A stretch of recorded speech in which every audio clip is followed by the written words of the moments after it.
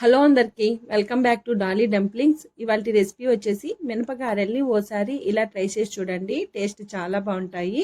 అలాగే బయట క్రిస్పీగా లోపల సాఫ్ట్గా చాలా బాగుంటాయండి. మీరు కూడా తప్పకుండా ట్రై చేయండి. ఇప్పుడు ప్రాసెస్ చూసేద్దాము. దీనికోసం ముందుగా నేను ఇక్కడ ఒక 1/2 kg మినపప్పుని తీసుకొని ముందు రోజు రాత్రి నానబెట్టి తీసుకున్నానండి. ఇప్పుడు ఈ పప్పుని శుభ్రంగా వాష్ చేసుకొని ఒక మిక్సీ జార్ని తీసుకొని మిక్సీ జార్కి 3/4 వంతు వరకు మినపప్పుని వేసుకోవాలి. అలాగే 3 కారం గల పచ్చిమిర్చి, 1 ఇంచు అల్లంని చిన్న చిన్న ముక్కలుగా కట్ చేసి వేసుకోవాలి. ఇందులోనే 1 గ్లాసు వాటరు, అలాగే 1 టేబుల్ స్పూను గల్లుప్పు వేసుకొని మూత పెట్టుకొని మధ్యలో కలుపుతూ మెత్తగా మిక్సీ పట్టుకోవాలి. చూడండి, నేను ఇక్కడ వీడియో క్లిప్లో చూపించే విధంగా మిక్సీ పట్టుకోవాలి. ఇలా మిక్సీ పట్టుకున్న ఈ మినప్పిండిని ఒక మిక్సింగ్ బౌల్లోకి తీసుకోవాలి. మీకు టైం లేకపోతే మినపప్పుని కనీసం ఒక 6 అవర్స్ పాటు నానబెట్టి మిక్సీ పట్టుకోండి. అలాగే రిమైనింగ్ మినపప్పును కూడా మిక్సీ జార్లో వేసుకొని మధ్యలో ఆపుతూ మెత్తగా మిక్సీ పట్టుకోవాలి. మీరు ఎంత సాఫ్ట్గా పిండిని మిక్సీ పట్టుకుంటారో అదే సాఫ్ట్గా గారెలు వస్తాయండి. చూడండి, ఈ విధంగా మిక్సీ పట్టుకున్న ఈ పిండిని నేను వీడియో క్లిప్లో చూపించే విధంగా పిండిని కాస్త మసాజ్ చేస్తున్నట్టు ఒక 2 మినిట్స్ పాటు బాగా మిక్స్ చేసుకోవాలి.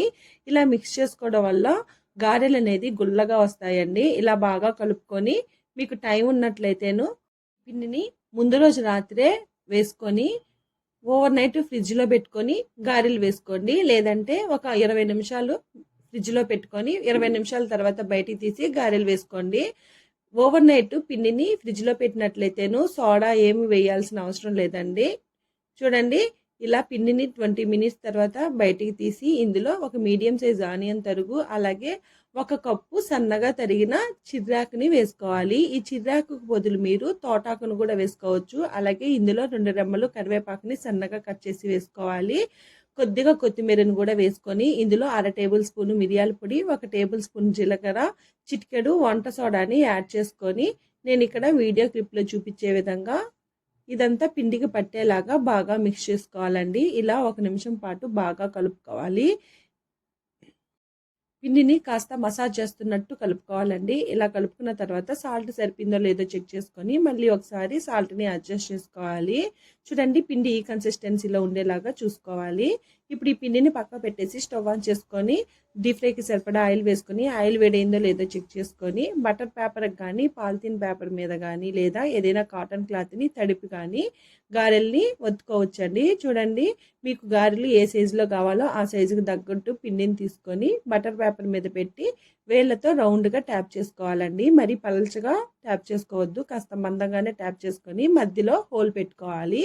ఇలా పెట్టుకున్న ఈ గారెని నెమ్మదిగా బటర్ పేపర్ మీద నుంచి చేతికి తీసుకొని ఆయిల్లో నెమ్మదిగా వేసుకోవాలి. అలాగే రిమైనింగ్ పిండిని కూడా గారెల్లాగా ఒత్తుకొని ఆయిల్లో వేసుకొని మంటని మీడియం ఫ్లేమ్లో ఉంచి ఈ గారెల్ని ఫ్రై చేసుకోవాలండి. గారెల్ని హై ఫ్లేమ్లో పెట్టి ఫ్రై చేశారంటేను బయట కలర్ చేంజ్ అయిపోతుంది, లోపల మాత్రం సరిగా ఉడకదండి. అలాగే కడాయికి కాస్త ఫ్రీగానే గారెలు వేసుకోండి. ఎన్ని సరిపోతాయో అన్నే వేయండి. ఇలా గారెల్ని 2 వైపులా లైట్ గోల్డెన్ బ్రౌన్ కలర్కి వచ్చే వరకు ఫ్రై చేసుకొని తీసుకోవాలండి. అదే విధంగా రిమైనింగ్ పిండిని కూడా గారెల్లాగా ఒత్తుకొని వేసుకోవడమే. చూడండి, అలవాటు ఉన్న వాళ్ళైతే చేత్తోనే ట్యాప్ చేసి వేసుకోవచ్చు. చూడండి, ఈ విధంగా డీప్ ఫ్రై అయిన తర్వాత వీటిల్ని ఆయిల్ని డ్రైన్ చేసుకొని పక్క తీసేసుకోవాలండి. అంతేనండి, మినపగారెలు రెడీ అయిపోయాయి. ఇవి వేడివేడిగా సర్వ్ చేసుకుంటే చాలా బాగుంటాయండి. నేనైతే ఇక్కడ టమాటా కారంతో అలాగే చట్నీతో సర్వ్ చేశాను. మీకు కావాలంటే వీటిల్ని చికెన్ కుర్మాతో కూడా సర్వ్ చేసుకోవచ్చు. టేస్ట్ అయితే అదిరిపోతుంది. మీరు కూడా తప్పకుండా ట్రై చేసి మీకు ఎలా కుదిరిందో కామెంట్ చేసేయండి. మరిన్ని వీడియోస్ కోసం మన ఛానల్ని సబ్స్క్రైబ్ చేసుకోండి. అలాగే నోటిఫికేషన్ సింబల్ని ఆన్ చేసేయండి. Thank you for watching.